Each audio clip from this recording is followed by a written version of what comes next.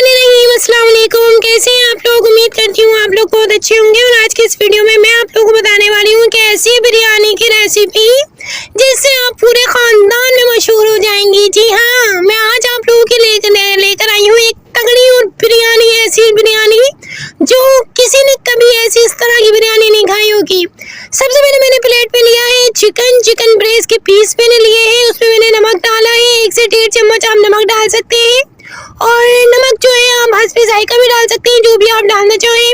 लाल मिर्च मैंने डाला है 1-2 टेबल स्पून, मतलब 1 से 1.5 चम्मच मैंने लाल मिर्च डाला है। और अब मैं इसे मिक्स करने जा रही हूँ, यानी अच्छे से इसे मिक्स करूँगी। अच्छे से मिक्स करने के बाद क्या करती हूँ वो भी मैं आप लोगों को बताती हूँ।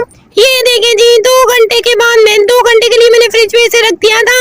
अब 2 घंटे के बाद आप देख सकते हैं कि किस तरीके की नजर आ रही है आपकी स्क्रीन के ऊपर। अब इस सबसे पहले मुझे लेना होगा पानी और मैदा हस्बे ज़रूरत।